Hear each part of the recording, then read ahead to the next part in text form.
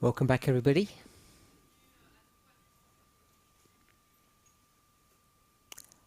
Let's open with a word of prayer.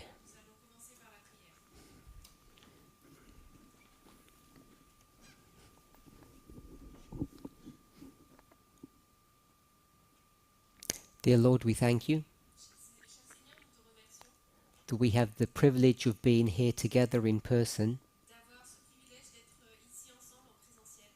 at this moment in Earth's history.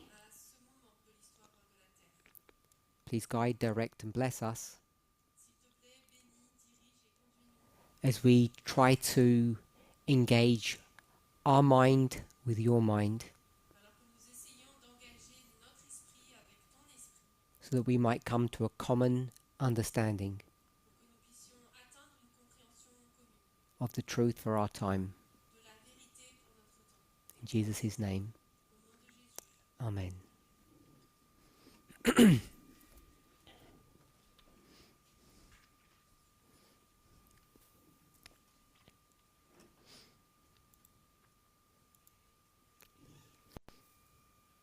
When we spoke about the subject of prayer in our first presentation,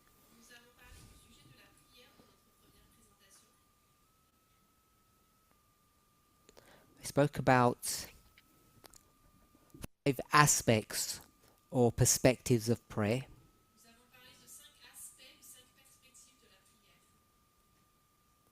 Confession, petition,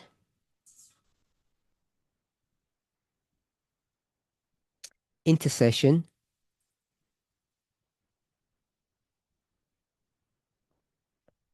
thanksgiving, and praise.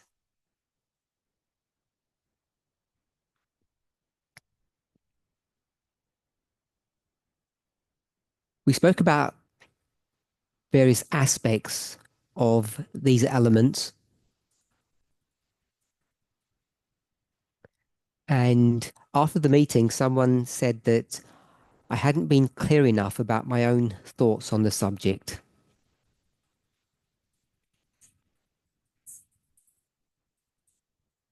During the break between the 2 studies offline,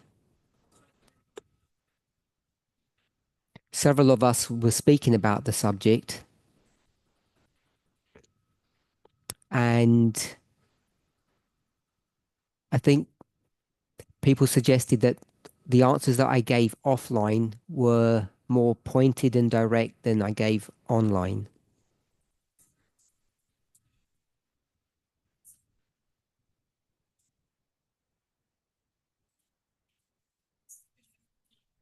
So it's not my objective to tell people what to do, but I think I and each of us have a responsibility, each of us individually and as a corporate body, to try to understand the truth on any subject, especially the subject that touches each of us when it comes to our relationship with God. So, out of these 5 elements of prayer, I think there are some that are more important than others.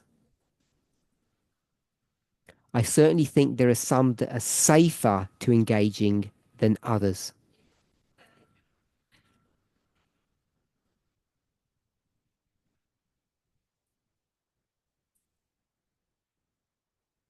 Based upon the conversation that we had in the presentation,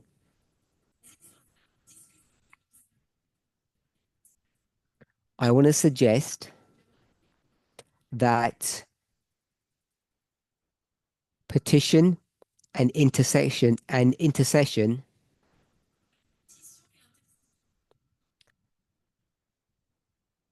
this means ask for things, and this means ask about others.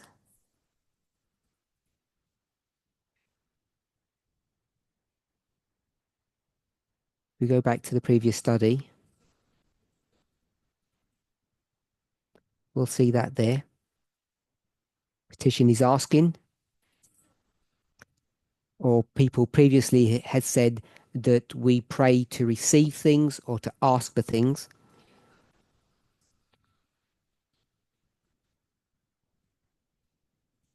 And then we had intercession, which is asking for others or on behalf of others. It's those two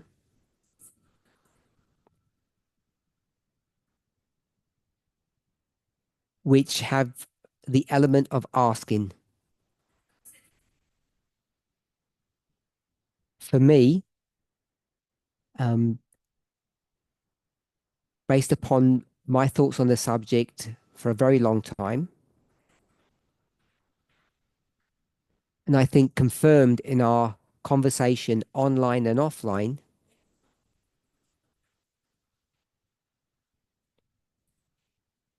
the element of prayer that is related to asking for things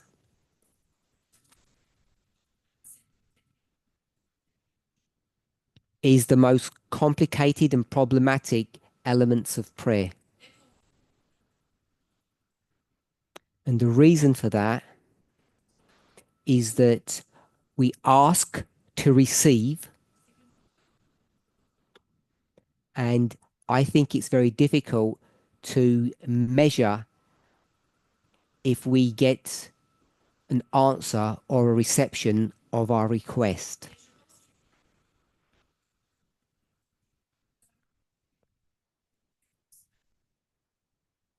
Most Christians that I've met,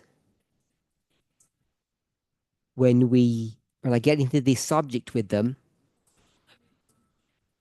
they say, God always answers my request. Whenever I ask, God always gives. And they qualify that by saying,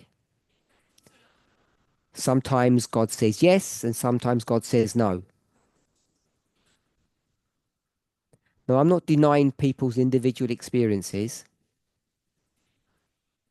but what I am saying is that this aspect of our prayer life is subject to misunderstanding,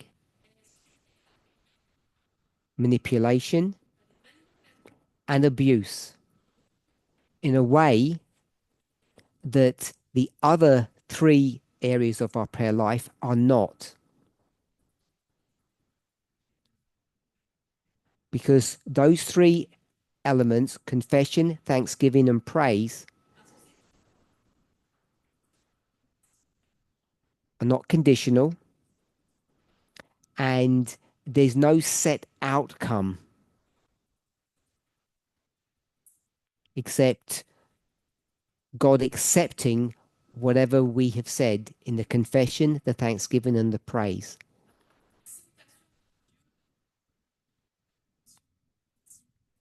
Because we're not asking or expecting anything.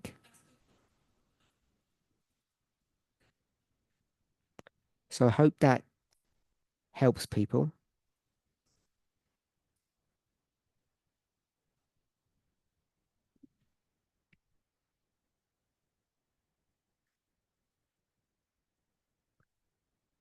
I can't remember how many presentations it is, but in the recent presentations that I've done,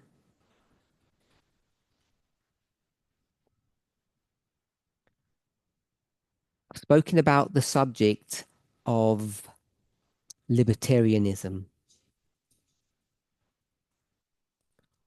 or as the Declaration of Independence puts it, life, liberty, and the pursuit of property.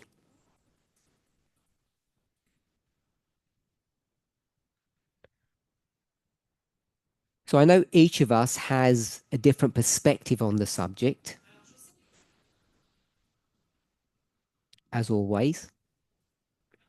But what I wanted to do is for people to have the opportunity between themselves to open up the subject and discuss it,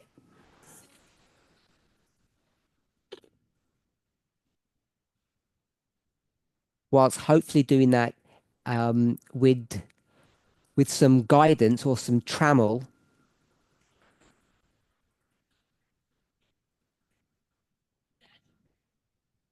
but also trying to give some guidance on the subject. So it's not the first time I've spoken about it, but I framed it in the following way. I think it was in Germany.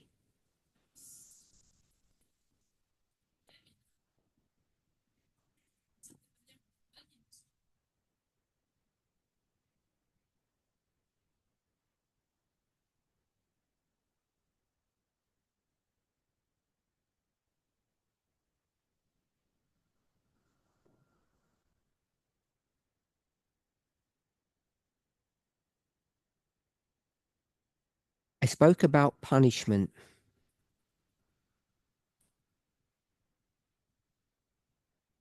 and I went on record saying that the movement has no power, authority, or responsibility, power, authority, or responsibility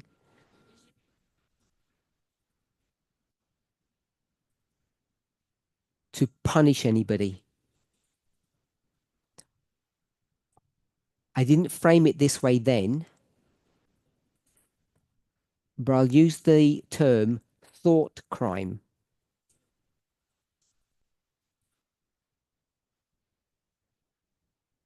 You can't be punished for what you think. Now, I know that's a big subject, but specific to the movement, what I'm saying is that we don't punish people, we shouldn't punish people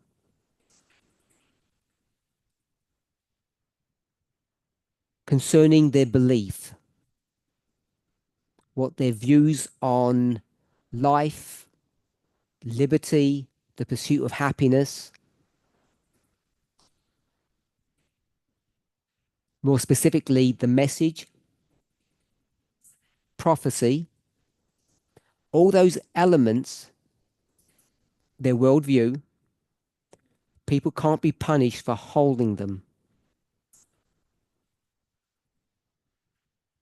What we can do and should punish people regarding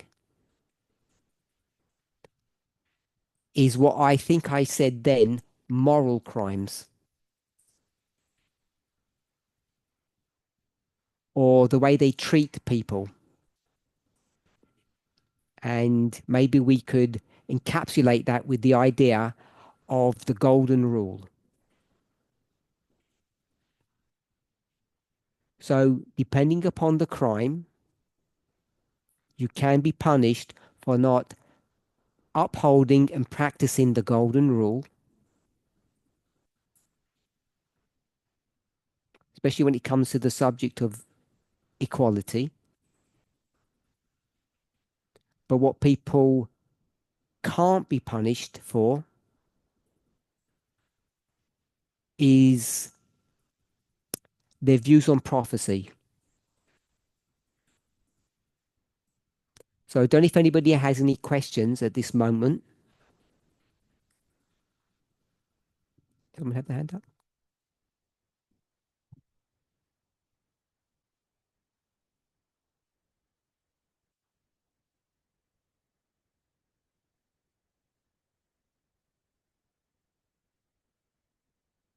You say, with regards to prophecy, views about prophecy, you can't be punished. Tu as dit que par rapport à notre vision sur la prophétie, nous ne pouvons pas être punis. What about views about equality? Qu'en est-il sur la vision sur l'égalité? Or are they two in the same thing? Ou est-ce que les deux sont la même chose?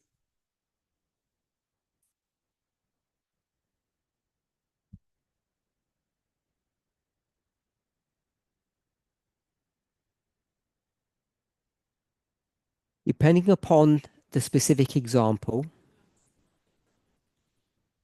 they can overlap or be the same thing as you've said. One of the things that I think people misunderstand when it comes to the right to hold your opinion and your obligation to follow the golden rule is that some people have this idea that a libertarian perspective means free speech.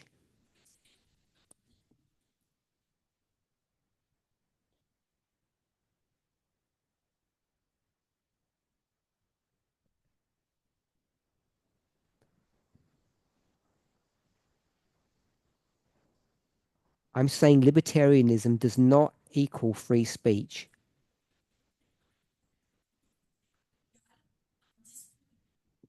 Many people, particularly on the right, believe that it does. I'm going to use the add a word, unfettered.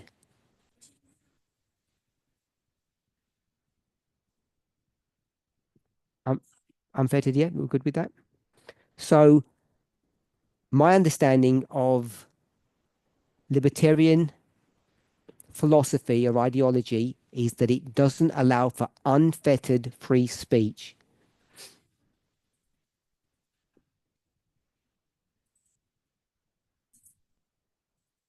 It has limits. So Curtis asked the question, can a person be punished for having, I'm going to say, wrong views on equality?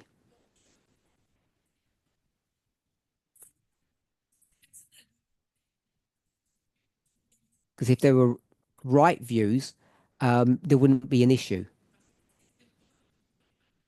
Now, of course, that opens up the question about what is right and wrong views on equality. But I don't want to make that point.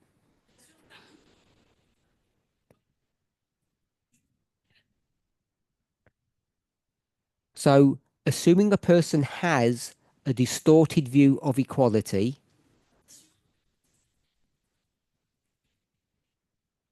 they're of course free to hold that view without retribution.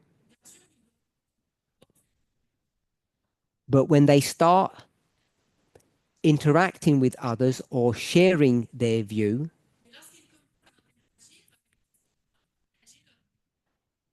there are limits to the way they can express themselves. And that's what it says here,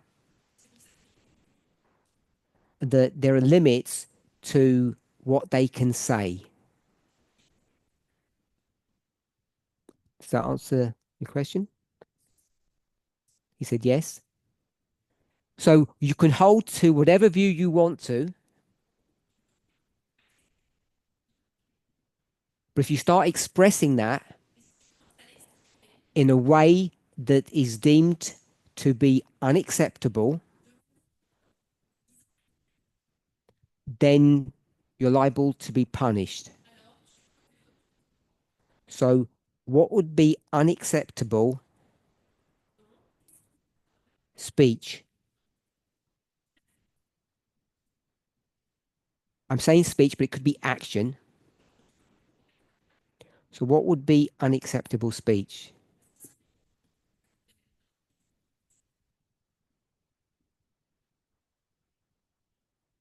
Anybody, any thoughts? Tamina? Abuse? No, don't. Abuse? Abuse? I would agree with that. I'm just going to simply put not following the golden rule.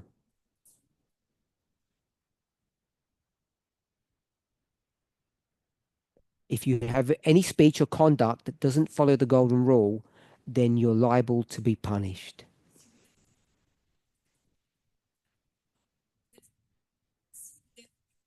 I know that people would argue,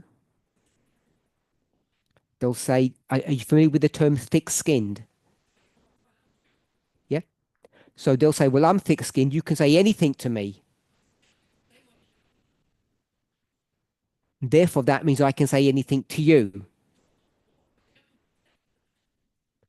Is that the definition of the golden rule? Do unto others as you would have them do unto you. And if you can take abuse, you would argue that therefore they can take abuse. It's a very patriarchal explanation or view of the golden rule. And you may have used it or have experienced people using that.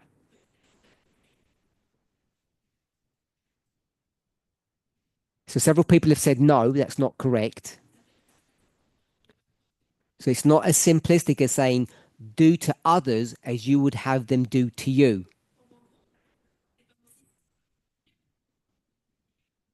You can be rude to me because I can handle it. Because I'm a man. And therefore, when I speak to a woman, you should be able to handle it too.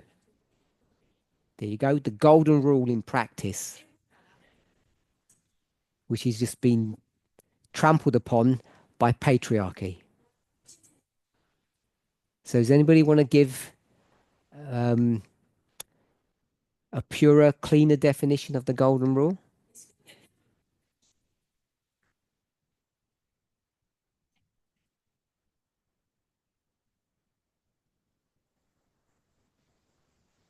No? Okay, I'll have a go. So yes, do unto others as you would have them do unto you. So I'll put, that's what that golden rule is there. Then you add a bit.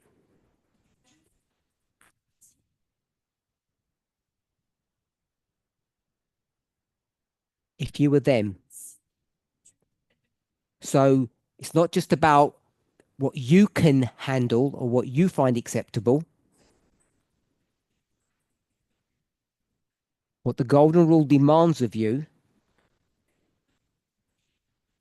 is to guess, assume that if you were in their position, what they would want of you, what their expectations are. So you might be strong and you know that they're weak, whatever strength and weak means in your mind or in the example.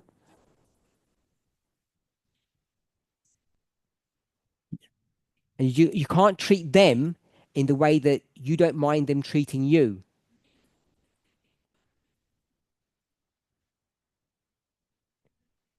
You have to reverse it.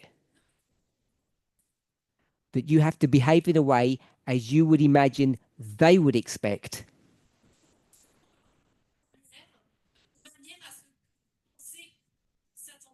And it's not as complicated as it sounds. All you do is imagine a weak, gentle, vulnerable person, however you want to describe that person.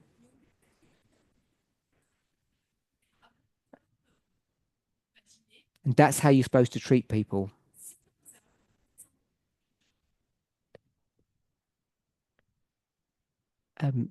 Curtis?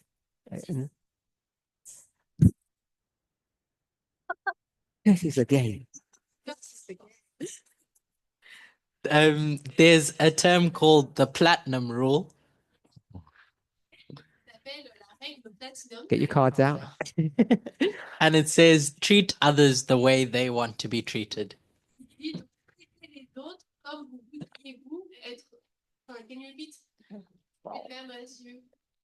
Treat others the way they want to be treated. So I don't know if it's a step above or just tucked into the golden rule. Alors, je sais pas si c'est une étape de plus que la règle d'or ou si c'est juste Is that what I said a moment ago? So we have a name for it now. The platinum rule. Because clearly somebody saw the weakness in the golden rule as it's written.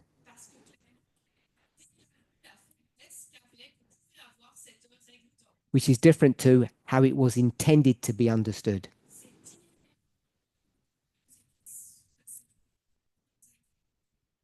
So they've coined a new term, the platinum rule. I like that. And I hope that makes sense to everybody. Okay, so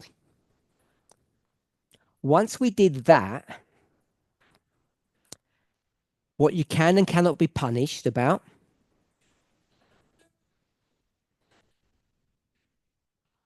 then in another presentation, I think it was in Australia, I spoke about libertarianism and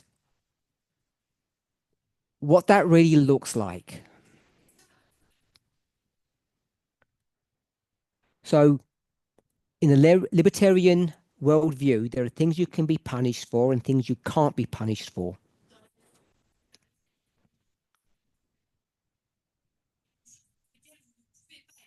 No, it's not my intention to discuss the subject now.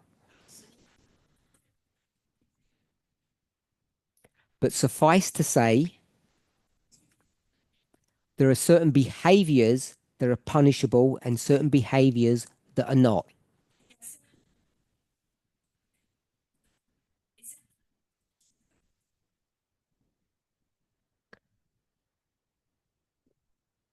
Now, if we go to a familiar subject,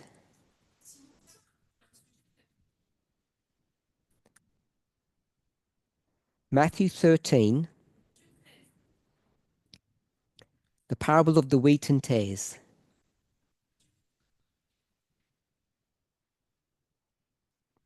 I'm sure each of us are familiar with that subject.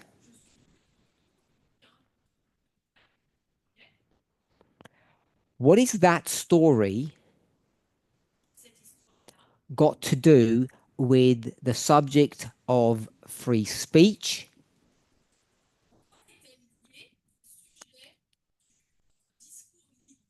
libertarianism, and the subject of what you can and cannot be punished for?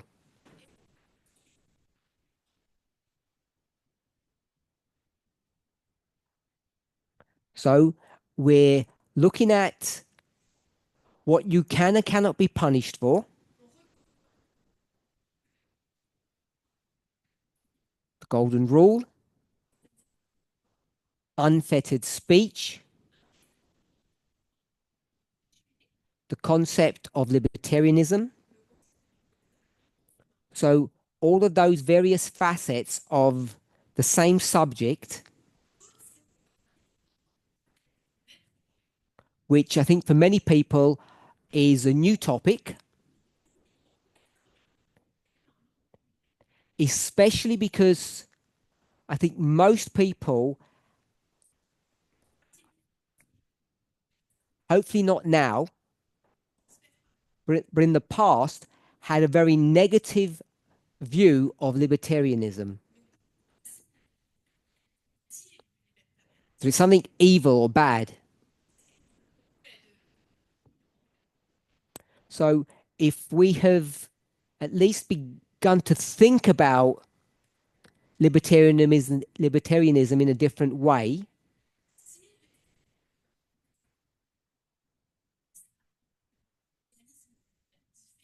or have breathed a sigh of relief, or have changed our position,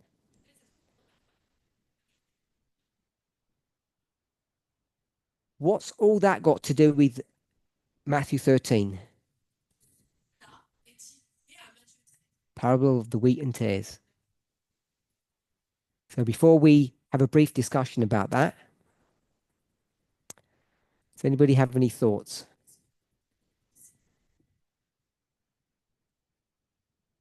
Why are we talking about Matthew 13 in the same breath as libertarianism? Anybody on this side? Marilyn? No thoughts?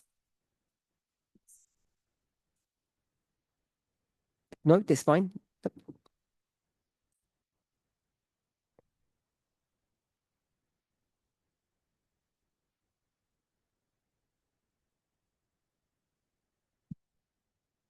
C'est moi?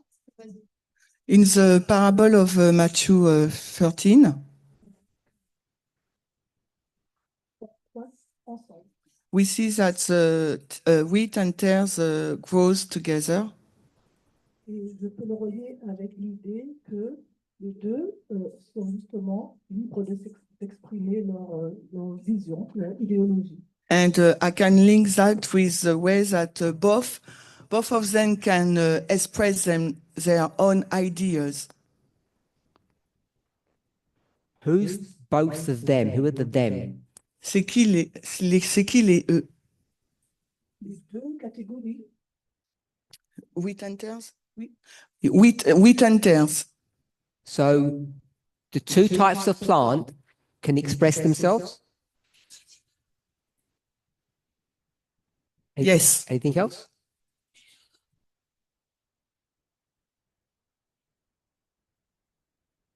What do you mean? Anything more you want to share? Non. No? Non. Tamina?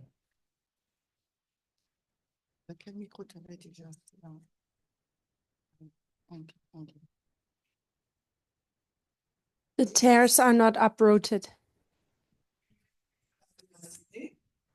and both grow till the harvest together.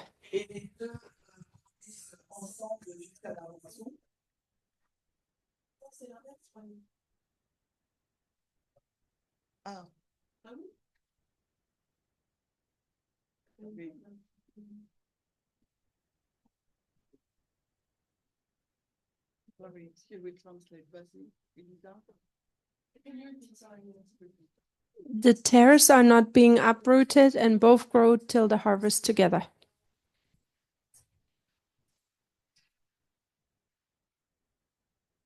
Anyone else?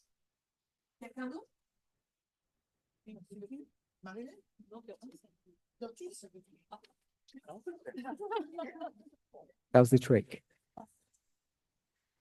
Continue. Okay, so what are the elements in Matthew 13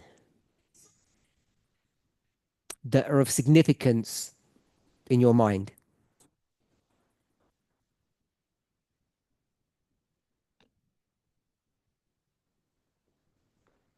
Field?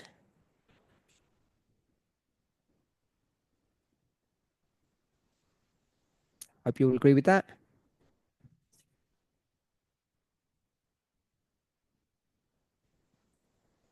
Two types of plants. Go ahead. The sower. The sower.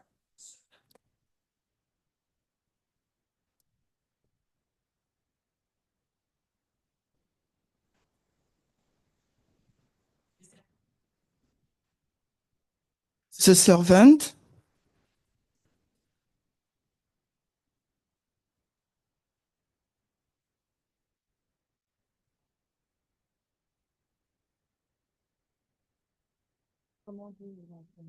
Les moissonneurs.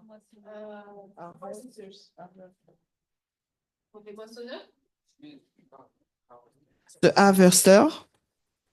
Okay, we can stop there. Now, I guess we all understand that this parable can be understood in different contexts or different levels.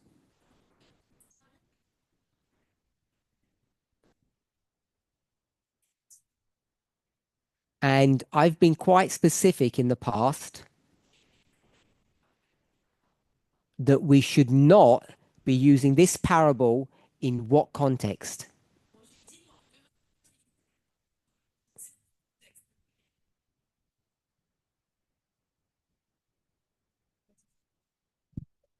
Judgment.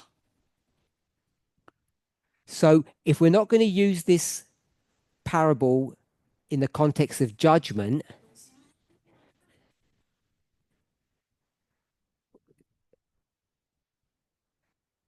did I say something wrong? Does that mean we can't judge? Keep the microphone. I think it was a question. And also the disagreement. I've lost there. Who's asking the question? So the issue was, are we able to judge? And also it was the root of the disagreement. Are we able to judge a person? Okay, that's fair. Keep the mic for a minute. So when Jesus gave this story, we'll put Jesus. What's at what level are we doing that?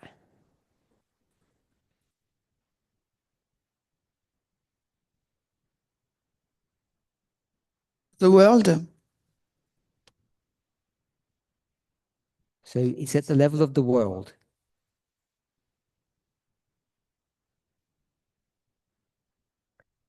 And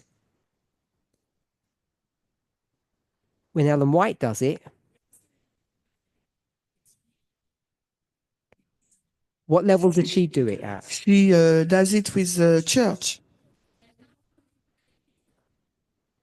And is it okay to do it at the level of Jesus? C'est une bonne interprétation de le faire au niveau. Yeah? And Ellen White? And there was a third one. And who's making that one?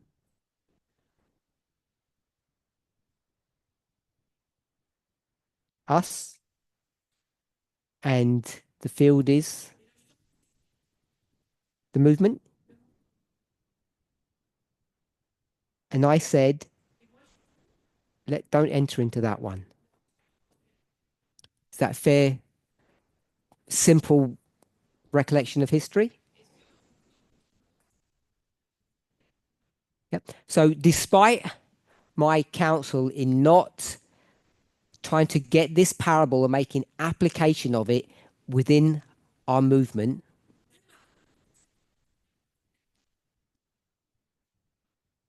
even though I've told people not to do it, they can't help themselves. They seem to like gravitate to this. Like they're going to find some new truth. They're going to expose some significant truth or error. And they really need to do this. So let's do that then.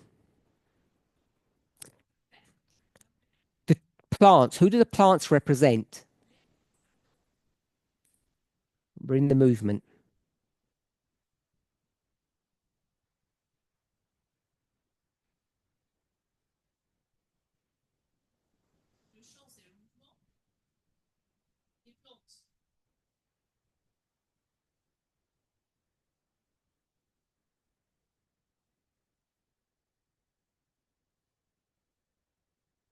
Tamina said doctrine. And Elder Shemaine said? Individual. So I've got doctrine or people. Yeah. Understand between the two of you? Yeah. Anyone else?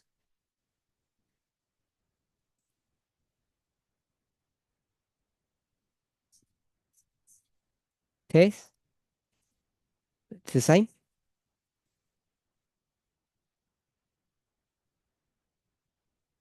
Anything else?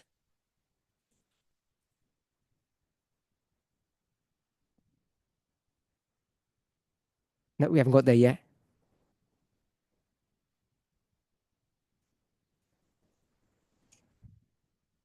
That's all we just know. The wheat represents either doctrine or people.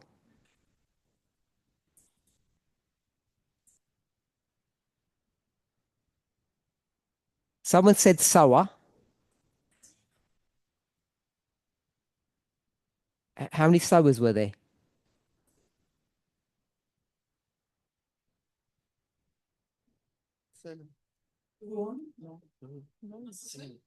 One sower. One or two? One or two. Two sowers. Il y en a deux. Okay.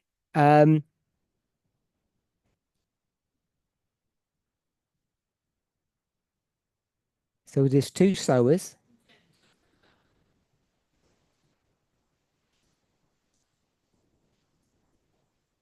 About the plants, any more about the plants? Sorry? Oh, okay. So we're going to go back to the plant. It's not people. So what is it if it's not people? Because if you said people, if you said people, that means that we identify people as wheat and tares, and this is what we should not do.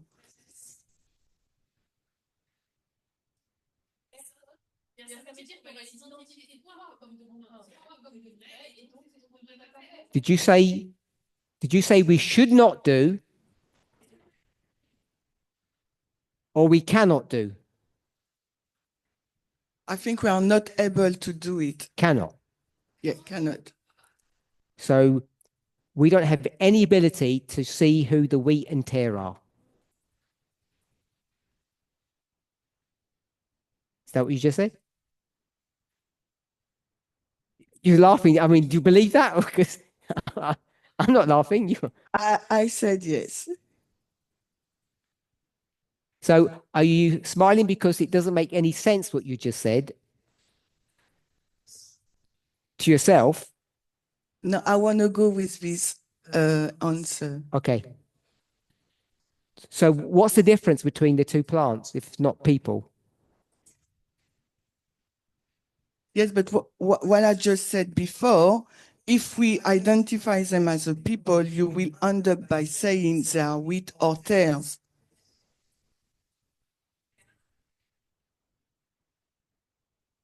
So what's the other solution? We can say it's people, but we should not identify them as wheat and tares. So I don't have a clue.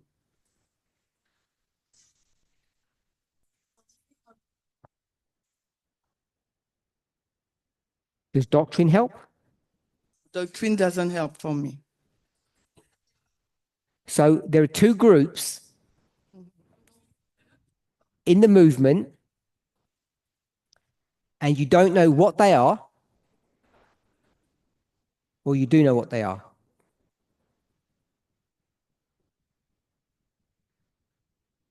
I don't know.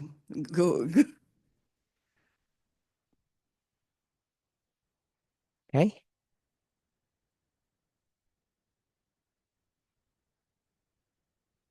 What's going to happen to those plants? There will be whip. There will be, is it whip? Reaped? Harvested. It says reaped. Mm-hmm. So they're going to be reaped. Mm-hmm. So I'm going to ask a clever person here. according not to Matthew, according to Revelation, of all the things in the world, what gets reaped? There's many, many things in this world. What gets reaped according to Revelation at the end of the world, in the harvest? Sophie. No. I'm not a clever woman.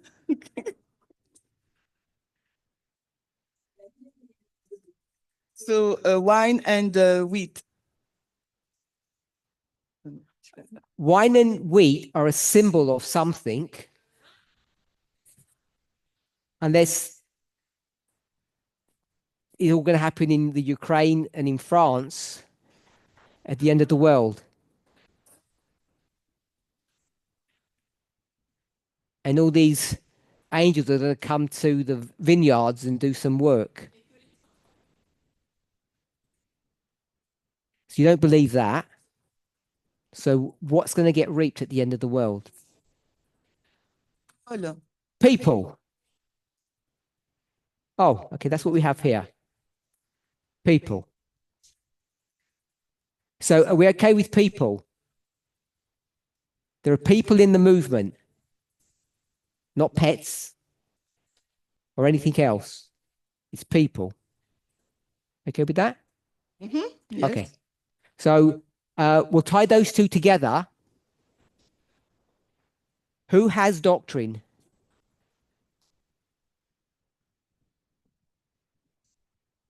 You going to speak loud or someone else? People. People also People. said, yeah. So I'm going to change this then.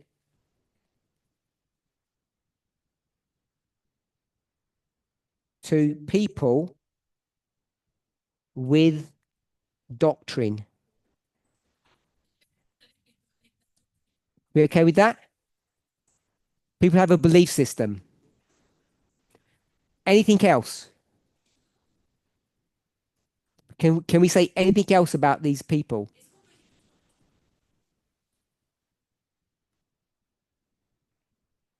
Curtis. Oh no? Okay. I'll do it for you if you don't want to say. These are good and these are bad. Are we okay with that? We can go into the parable and show it. These ones get burnt and these get put into a barn. Okay, we're okay with that? Two types of sowers. One is the owner and one is the enemy.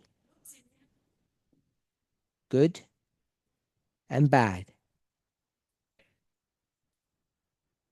Everybody okay so far? Servants. What are the servants able to do?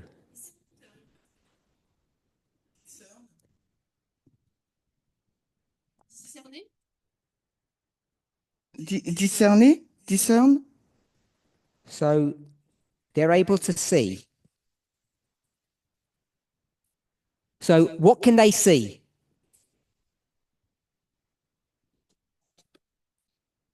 Both plants.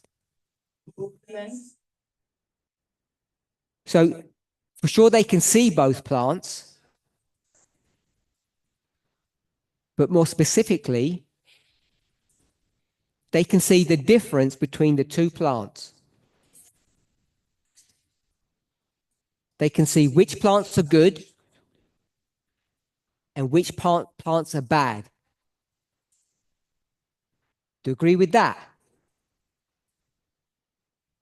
Yeah? Who are the servants?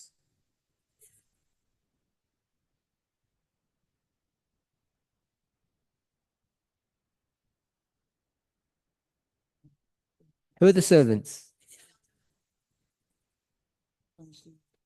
Pascal, any thoughts? Who are the servants? C'est le peuple, c'est Ce sont des hommes, ce sont des... Ah, pardon. Répète. Non, en français. C'est aussi des personnes. Français. People, you said. Which people?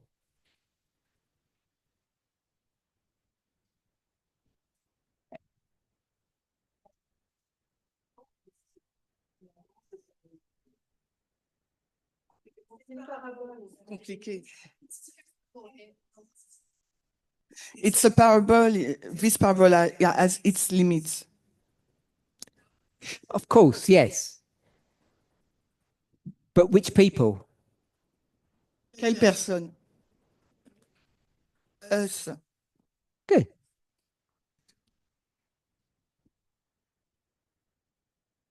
Some of us? All of us?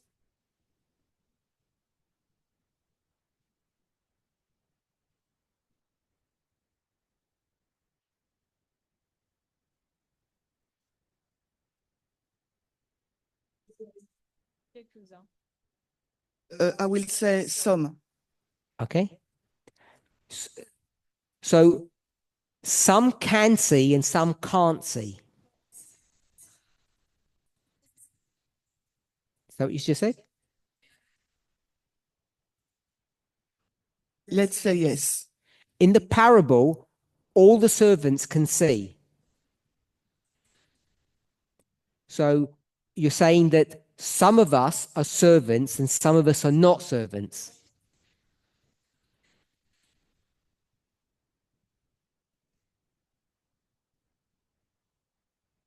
No, it's not what I'm saying. Then explain. Because all servants can see, and you agree that we are servants, but you said some of us can't see, and some can.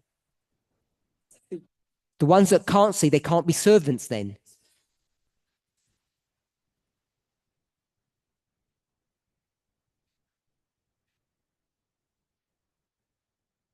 It will be logical. Okay, so you agree when someone makes a statement, they may have an idea, then you run through some logical steps, and when you go back to the beginning, you realize those logical steps challenge your original belief system.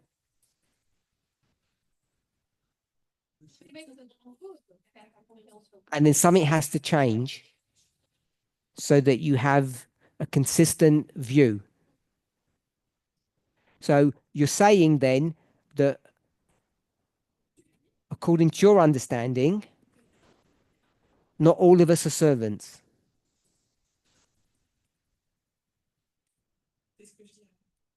Yes, this is what I will say. Okay? Sure. En français. So if I can explain,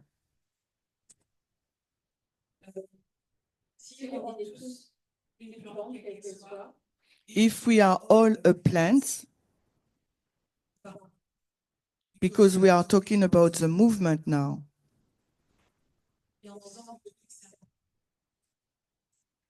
and we are saying all the servants are us,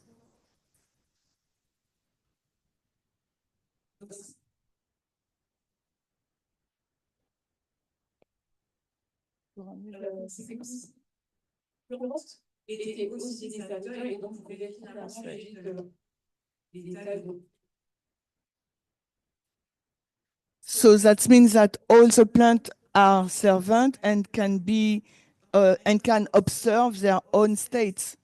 Yeah.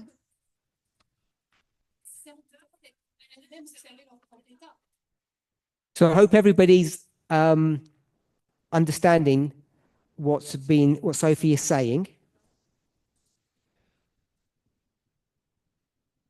How do you resolve that?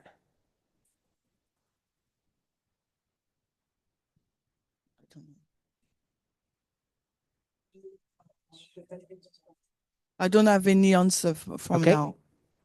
So we've got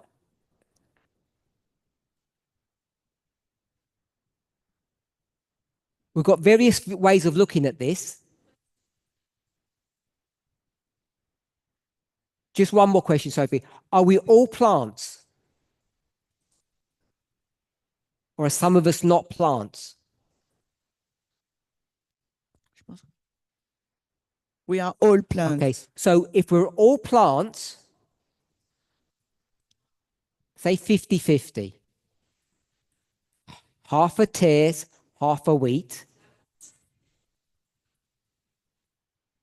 Hold that thought. The servants, are the servants us or some other group of people? Or angels from heaven or something different?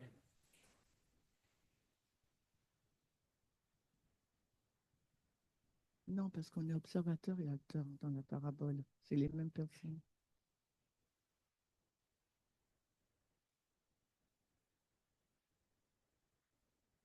I understand that it is the same people. Okay, so my only point that I was going to say, that Pascal's already stated, is that the servants, firstly, are people, and they're people involved in the farm, the field, and they work for the boss, the farmer.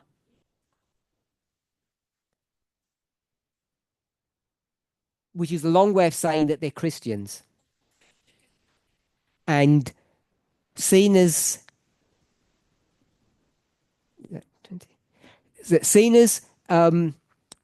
we're talking about the Church of God, they must be people in the movement. So as soon as you can have people who are going to be both plants and servants, then you go back to the question above, who are the servants? It has to be us, but it doesn't answer if it's all of us or some of us. But we've already defined that we have two roles. We're both plants and servants. We're all together? So if it's not everyone that's a servant, then we'd have to have a discussion about who the servants are. And I guess people would say that maybe it's the elders or the leaders or the angels. So they would define it in that kind of way, in some kind of leadership definition. Or it would be everybody. So everything that we've discussed so far, you can find in the verses themselves and Ellen White's commentary. And she does there's a lot of commentary on this subject. If you want to read, I can't say 100% of her material, but a really good, concise collection of all of her statements on the subject.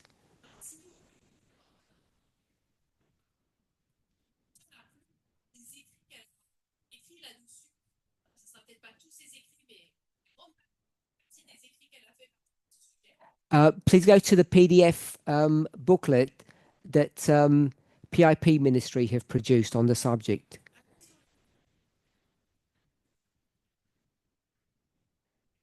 Okay, so why are we discussing this? The servants can see that there are people with good and bad doctrine. The parable says that there are servants or people in the movement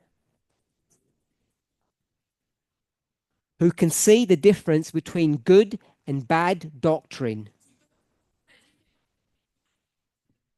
So there is such a thing as good and bad doctrine. And the difference is discernible. But the significance of the prophecy or the parable is that just because you can see a problem, in the parable it says, don't do anything. Let the plants grow together. But in recent presentations, I've rephrased that concept and said what? That you're not allowed to punish people who have differing views on prophecy, which I think took people by surprise when I said that. But it's no different to the study that was done 2016, Germany, 9/11.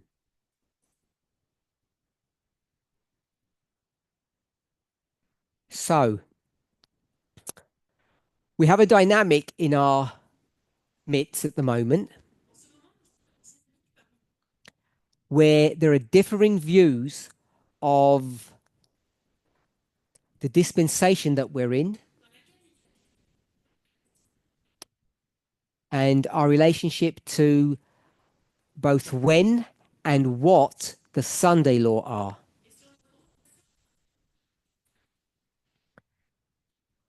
And I'm on public record saying we need to be really careful, not the teachers, but you, us, who are listening to these teachers, and we've already come to our own conclusion about who is right and about who is wrong. And I'm suggesting that that dynamic is exactly what Matthew 13 is dealing with. And now we're beginning to see the reason why I said we should not enter into this subject about making judgments because of the potential damage that it can cause. So we must never get to a place that we either judge the teachers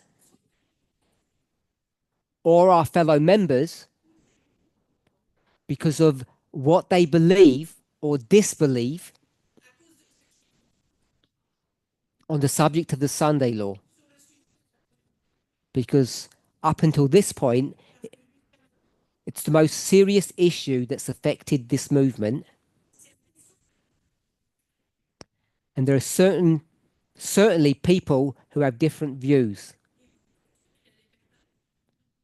We have to understand is what we're seeing really a fulfillment of Matthew 13? Or does Matthew 13 have very similar properties to what we're seeing?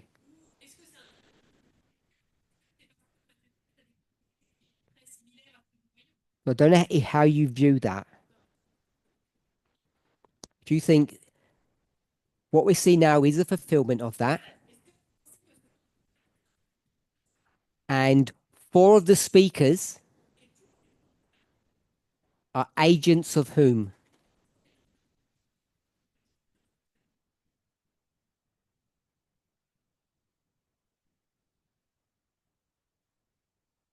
The enemy, isn't it? There'd be tears, so therefore they're agents of the enemy. Is that what we really believe? Is that what we're seeing being fulfilled before our eyes. Because we're at the right time. The fruit is now being seen at the Sunday law. The latter rain is beginning to be poured out. The fruit will begin to grow and mature. How do people view what, if I call it an initiative, this initiative that I guess I've rolled out that's now confronting the movement?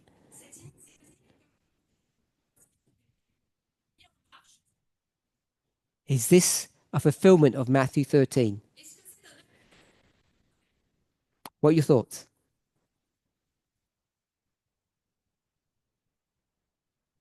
Who thinks it is? Put your hands up if this is Matthew 13.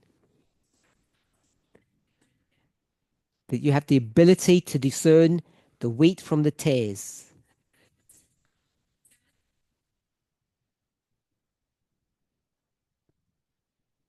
One person? Two? Three? Oh, more people. So, do you believe that the people with wrong doctrine or bad doctrine, are they bad people or just bad doctrine?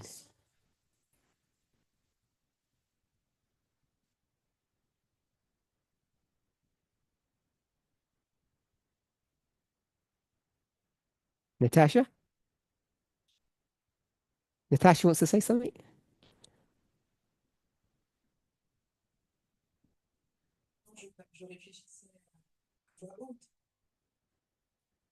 I was thinking loudly. Est-ce qu'on peut dissocier la personne de son message? Are we able to separate the person from the message? Et dans la situation actuelle, And in the present situation, je trouve que c'est plutôt bien que l'on puisse échanger sur le sujet de la loi du dimanche. I think it's a really good thing that we can discuss about the topic of the Sunday law. Donc, je ne dirais pas que ceux qui ont un message, si je peux utiliser le terme erroné, So I will not say that if I can use the term false, I will not say that the people who have a false message, je ne dirais pas que c'est l'ivraie.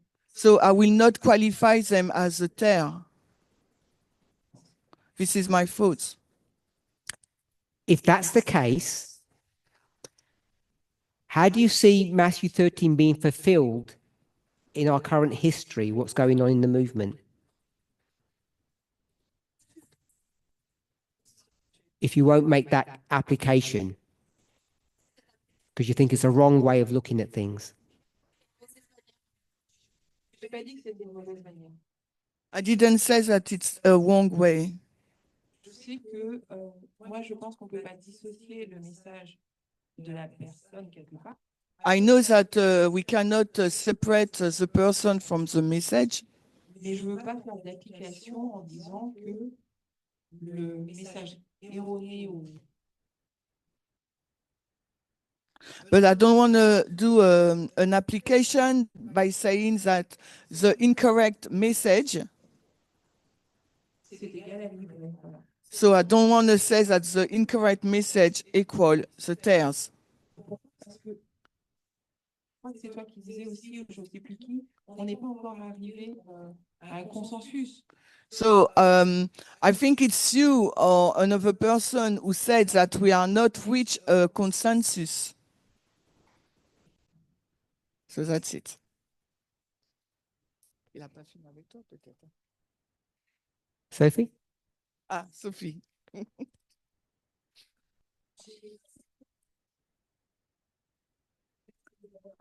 I don't know if it is remarked. And I'm not able to answer to your question right now.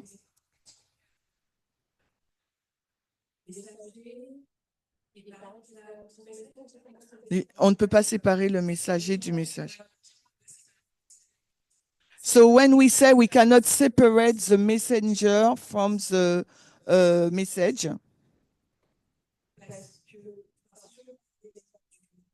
because if I take the example of the movement,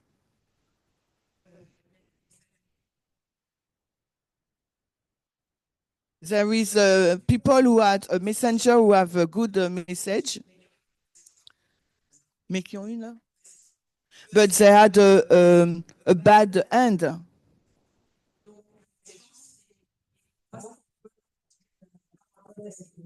So that's why it refers to the parable as its own limit. So when we see the tares, we say it's tares forever. But for human being, I'm not sure that we can apply that principle. So today we have several messages was been sharing.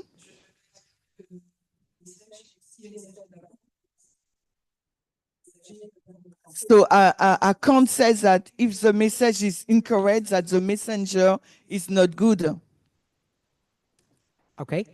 So if we take the people out, Donc, then does everything work that way? That the bad or the wrong doctrine is a tear?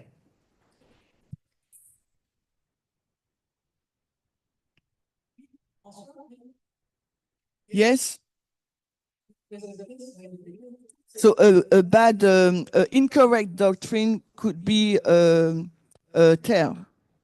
Okay, but you're not prepared to put it to the level of people. Mhm. You want to keep it at the level that Tamina was saying.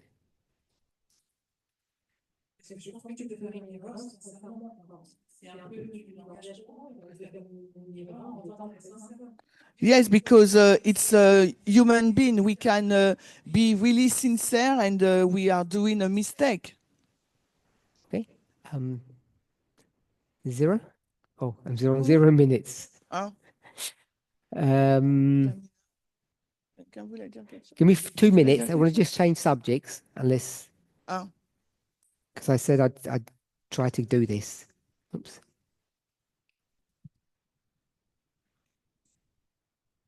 So this is about today's Sabbath school. Today's Sabbath school.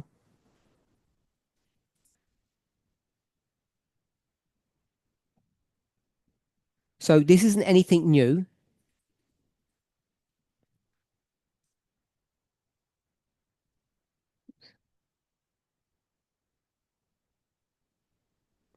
We know that in 1798, a significant event happened, and according to the symbology of Revelation 17, you had the fifth kingdom, or in Revelation 13 language, the beast that rises up out of the sea. If we're okay with that. So there's a sea and there's a beast. Everybody okay with that? So when this beast comes to its end, receives a wound that kills it, then another beast rises up.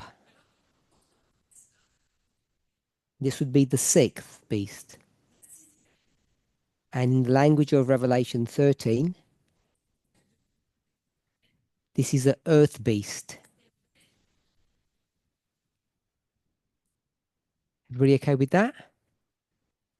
So this beast that comes up out of the sea, when you look at its nature, its characteristics, I'll put 13 there, indicating the chapter. That beast is also a dragon, Cette bête ici qui sort de la mer, c'est aussi le dragon. according to 12, chapter 12. The same thing. Hopefully you're all okay with that. And this beast is a lamb, according to Revelation 13. So 1798, the time of the end, marks a transition of kingdoms from the 5th to the 6th. Without defining it, this 5th kingdom here, the beast, is the papacy. And according to our understanding of Daniel 11 verse 40, the papacy is the king of the north. Okay with that? So when the king of the north comes to its end in 1798, and then a new kingdom arises, number 6,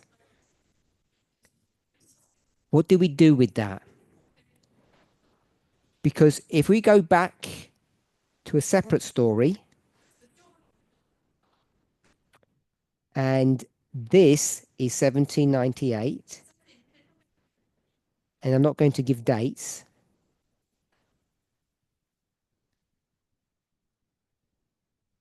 but we go to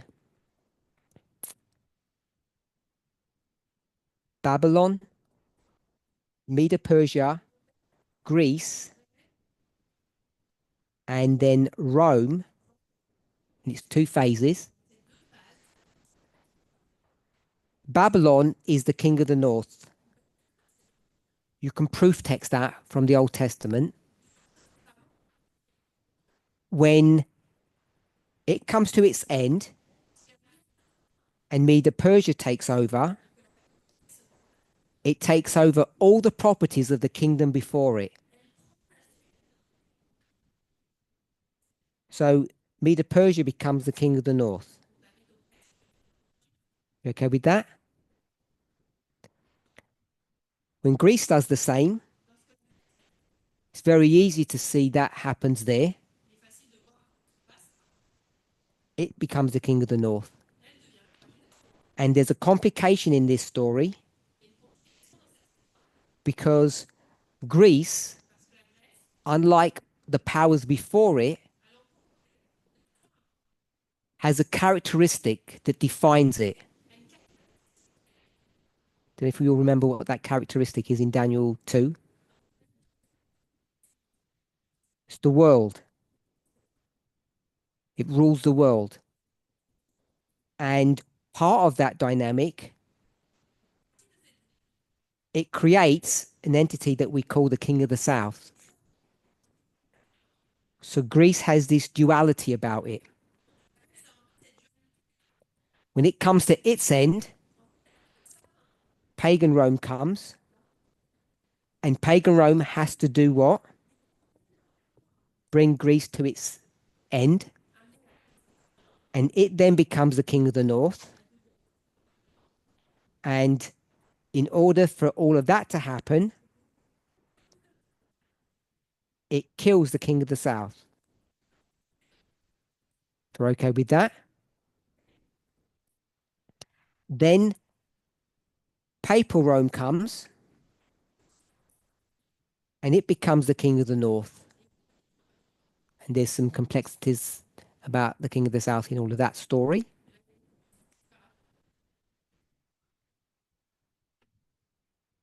So this is number 5, 4, 3, 2, 1.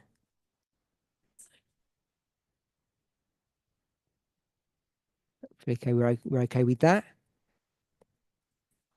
Then we have the 6th kingdom. So the king of the north is killed. 1798 comes to its end. Just want to point out that the sixth kingdom didn't do that work. It was another entity. And the question that we have to ask ourselves is, did the sixth kingdom, which is the earth beast, which is the lamb, and I'm going to call it the USA, but in quotation marks, because it's not the USA in the way most people understand it. So, does the sixth kingdom become the king of the north? That's the question. And the answer, I normally ask, but run out of time, is no. The sixth kingdom is not the king of the north, I think. Might be a tear. Coming back to this line, wheat was the correct word. Wheat. Okay, so I'm going to come back to this line here, but I'm going to redraw it. It's a bit messy. Busy. It's a bit busy. So I drew this line this way. 1798, time of the end. And what this movement did,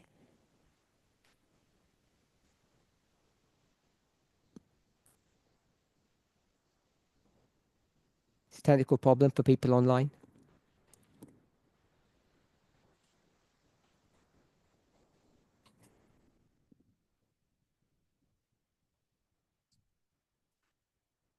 What we did in this movement, in 11 verse 40, we did something very tricky.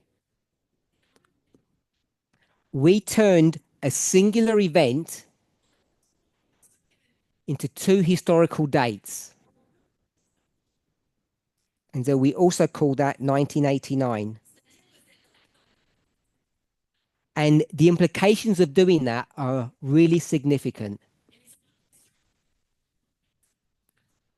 So in this story, we go from number 5 to number 6. And remember, I've drawn this as two separate lines, but it's actually a line that looks like this. It's one line that we cut somewhere and bring this underneath. We're okay with that? So this kingdom, whatever we see on this top here, sorry, we can repeat underneath it. Hope that makes sense. So the sixth beast rises up out of the earth and is a lamb.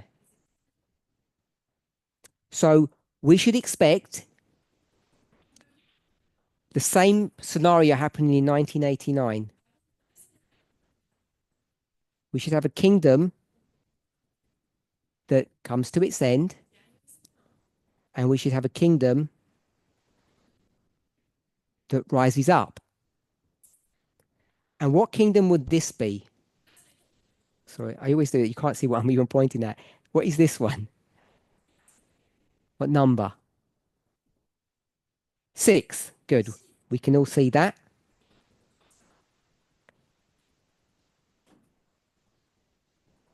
And what's this one then? 7th. So we can see that the 6th comes to its end in 1989 and the 7th is born.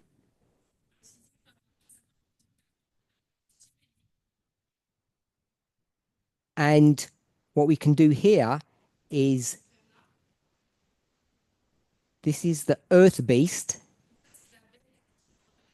of Revelation 13. But there wasn't, I'll phrase it this way, there wasn't just one earth beast. There were two. And the second one was not a lamb, but a dragon.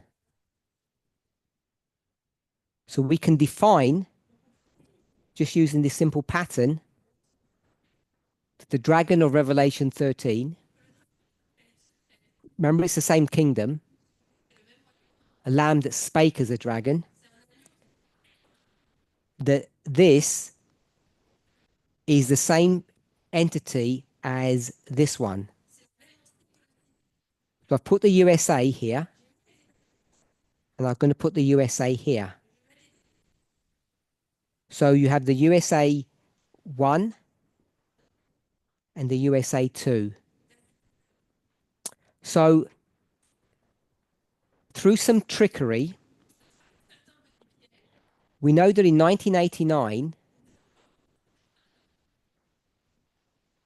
there is an alliance between who? Between the papacy and the USA. And we know who's in charge because it's called what kind of an alliance? The Holy Alliance, defining who's in charge. So what we haven't explained well is that even though the papacy died way back here in 1798, somehow it wants to come back into power. And in this nebulous history here, the papacy comes back into, I'm not going to say it comes back into power, but it attempts to come back into power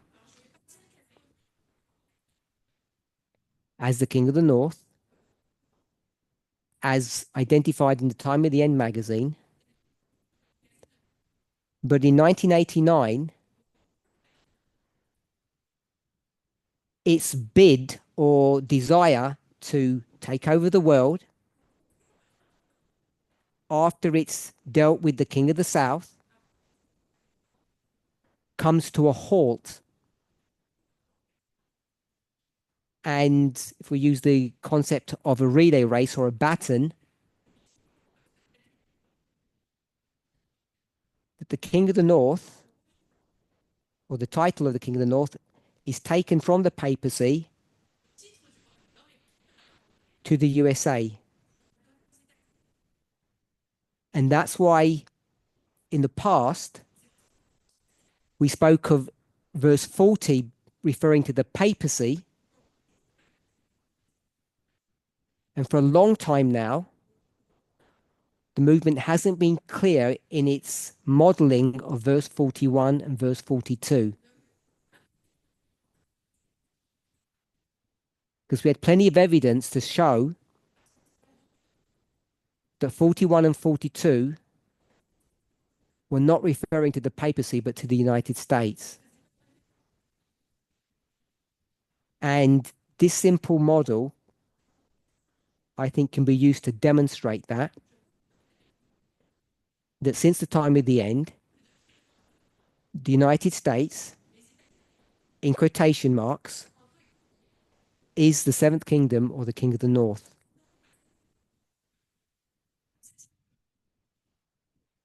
Depending on your view of the Sunday law, we now come to a time and place where that seventh kingdom is going to begin to take action in a way that it hasn't been able to before. So, in summary, I think that the papacy is not the King of the North, hasn't been for a long time.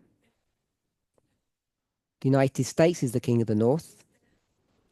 It has been for a long time. And it's taken 30 plus years to get to the place where we are now in order for it to do what it either, depending on your story, wants to do or needs to do. And once you get to that stage, you can begin to understand what the work of the seventh kingdom is. Which is a story for another time. Let's pray.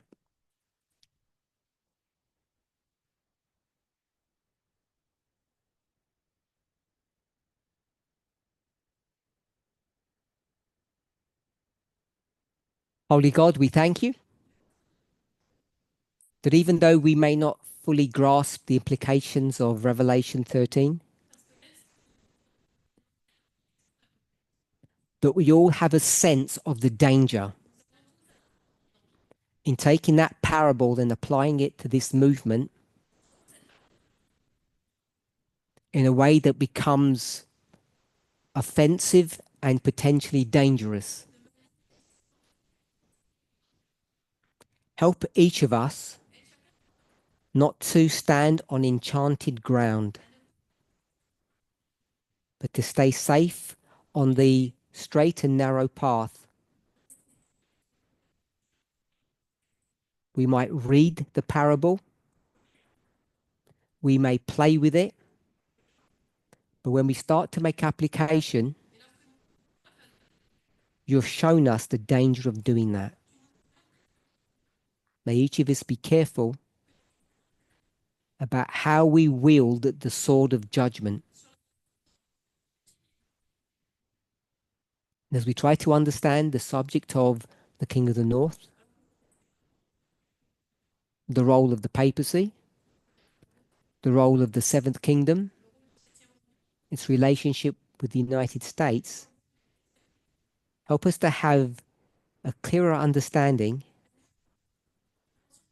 so that we can come together onto this, to a joint or a unified understanding of the subject.